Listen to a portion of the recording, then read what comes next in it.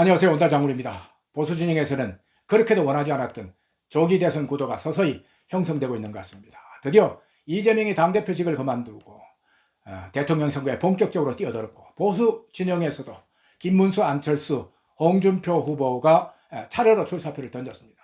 야당에서는 김두관, 김동연이 경선에 참가한다고 하는데, 이재명이 압도적으로 대선 후보가 될 것이라는 사실을 의심하는 사람은 단 한 명도 없습니다. 자, 이런 상황에서 뜬금없이 나도는 소문이 바로 윤석열 전 대통령이 신당을 창당한다는 것입니다. 이유는 대선에서 이재명을 이길 수 있는 사람은 윤 전 대통령밖에 없고, 또 선거에 이겨서 자신이 옳았다는 것을 증명해 보이고 싶다는 것입니다.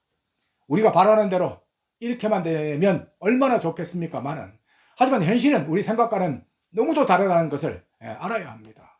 선거는 보수와 진보 진영의 싸움이긴 하지만 결국 캐스팅 보트를 쥔 세력은 바로 중도 세력입니다. 전체 유권자를 100으로 보면 보수와 진보가 각각 30에서 35%를 각각 차지하고 있는데, 이들 세력은 무슨 일이 있어도 자기 진영 사람을 반드시 뽑는다고 합니다. 그러면 중간에 있는 중간층 비율, 즉 30에서 40% 유권자가 당락을 결정짓는다는 것입니다. 그러면 윤 전 대통령이 다시 선거에 나온다고 하면 보수 진영에서는 좋아할지 모르지만 중도층에서는 과연 얼마만큼 좋아할까요? 겉으로야 윤 전 대통령이 다시 선거에 나서 자신의 결백을 증명하겠다는 것이지만, 중도층에서 보기에는 탄핵 선고에 대한 불복으로도 충분히 보일 수 있다는 것입니다. 그러면 윤 전 대통령이 대선에 나와서 오히려 덕보다는 실이 많을 수도 있다는 계산이 나옵니다. 그래서 윤 전 대통령 지인을 통해서 제가 직접 확인을 해본 결과, 신당 창당설은 말 그대로 보수 진영의 희망상 또는 야당에서 상대 진영을 교란시키기 위해서 떠들어대는 헛소문에 불과하다고 합니다. 다시 한번 말씀드리지만 윤 전 대통령은 신당 창당은 물론이고요, 자신이 전면에 나서서 대선에 영향력을 행사할 마음은 추호도 없다고 합니다. 오히려 국민의힘 내부에서 참신한 인물들이 많이 나와서 공정한 경선을 통해서 경쟁력 있는 단일 후보를 선출하는 것만을 진정으로 바란다고 합니다. 시중에 나도는 소문이 또 하나 있습니다. 바로 한덕수 권한대행이 이재명을 이길 수 있다면서 이번 대선에 나온다는 소문입니다. 일명 한덕수 대행 차출론입니다. 제가 바로 말씀드릴게요.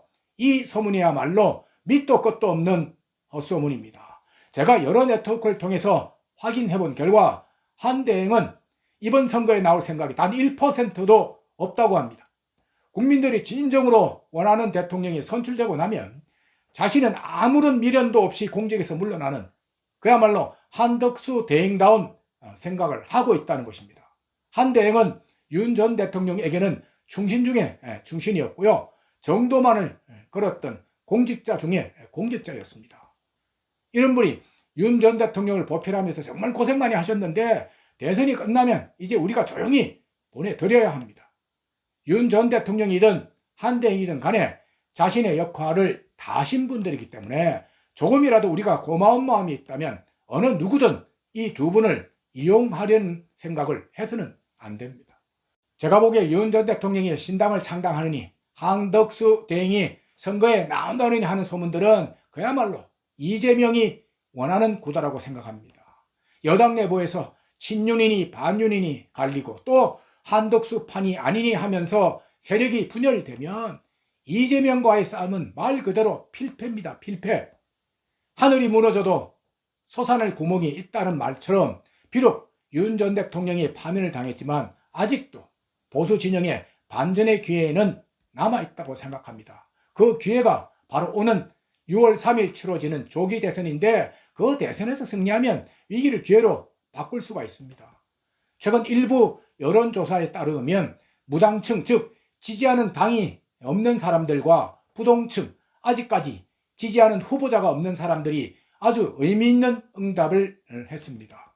무당층과 부동층 이 세력들이 전체 유권자의 18%나 되는데, 이 사람들 조사에서는 이재명이 여권 내 대선 주자들에게 뒤진다는 겁니다.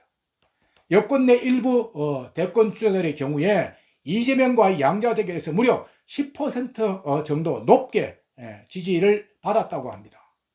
앞서 말씀드린 대로 이번 조기 대선도 중도층이 승패의 판도를 가를 수가 있는데 무당층과 부동층의 이런 여론이라면 충분히 해볼만 하다고 생각합니다. 그리고 이재명에 대한 높은 비호감도를 생각하면 우리가 이번 조기 대선을 포기해서는 안 된다는 생각이 듭니다. 이재명에 대한 비호감도는 각종 여론조사마다 늘 60% 안팎이나 되고 있습니다. 이런 비호감도는요, 이재명의 득표 확장성에 한계가 있을 수밖에 없다는 분석이 나오고 있습니다. 이재명은 2022년 지난 대선에서 지지율 47.5%를 받았는데 비호감도가 단기간에 바뀌지는 않는다고 보면 이재명이 이번 조기 대선에서도 45% 안팎의 지지를 받을 것으로 예상이 됩니다. 박근혜 대통령 탄핵으로 대선에서 승리했던 문재인 전 대통령도 지지율 41.1%밖에 못 받았습니다. 이런 구도라면 여권에서도 경쟁력인 후보자가 많은 만큼 단일 후보를 옹립해서 유권자들을 공략한다면 충분히 승산이 있다는 겁니다. 그래서 저를 포함한 보수 유튜버들도 여권 내부 결속을 다지는데 온 힘을 보태야 한다고 생각합니다. 그래서 윤 전 대통령이 신당을 창당하는 가짜 소식은 제발 전하지 말고 있는 그대로의 사실을 가감없이 전할 수 있어야 한다고 생각합니다. 지금은 한마디로 말해서 대한민국은 국가 위기 상황입니다. 이런 위기 상황에서 벗어나기 위해서는 제발 제대로 된 대통령이 뽑혀야 합니다. 그래서 저도 이 방송을 단 한 명이 보더라도 시청률과는 전혀 관계없이 오로지 진실만을 알리기 위해서 노력할 계획입니다. 비록 작지만 이런 노력들이 하나 둘씩 쌓여갈 때 결국 우리는 대선 승리라는 값진 선물을 받게 될 것입니다. 자, 오늘 이야기는 여기까지 하겠습니다. 고맙습니다.